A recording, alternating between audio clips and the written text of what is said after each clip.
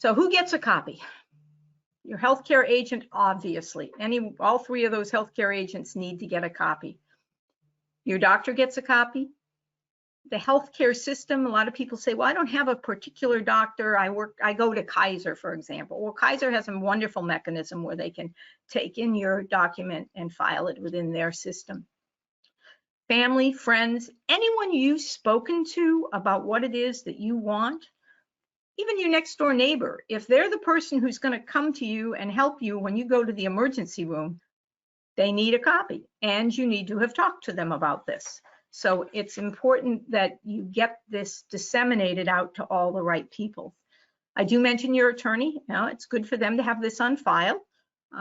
Your religious leader, whomever, it's important that anyone who might be involved in caring for you or supporting you during your healthcare visit have a copy. There is a way in Maryland to share this with all the hospitals in Maryland.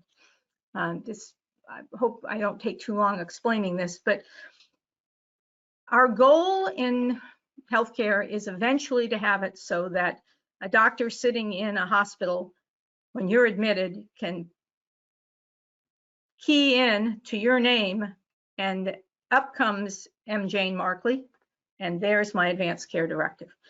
And the state of Maryland has done an absolutely wonderful job of moving us in that direction. We're #1 in the country in doing this. And what we've done is also being used in West Virginia. It's also being used in the district and in other scattered areas throughout the country.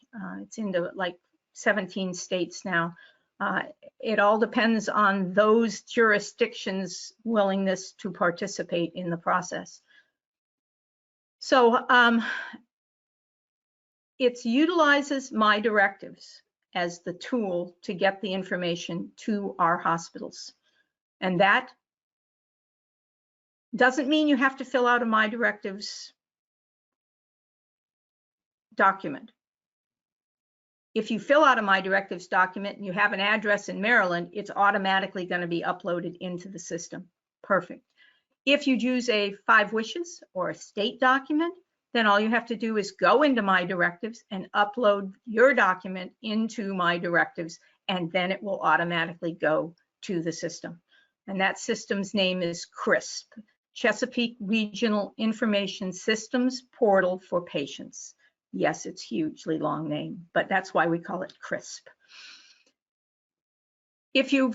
If you're done with your advanced directive and you want to just put it in MyDirectives, go ahead and do that. If you're not done yet, and you still have questions and you're not sure, go to Voice Your Choice. It will be on the list at the end of references. That's voiceyourchoice.org. And at that website, they will talk you through how to do your advanced directive. All the 5 sessions I've already done are included in that website. And they have in the top right-hand corner of the front page, go to MyDirectives. And you can go directly into MyDirectives from there, or you can go from their website. So that's an important thing for you to know, because this will allow anyone, no matter where you're admitted in the state of Maryland, to have access to your directive, whether you've forgotten to bring it in or whatever. However, I always tell people, don't forget to take this with you if you go to the hospital.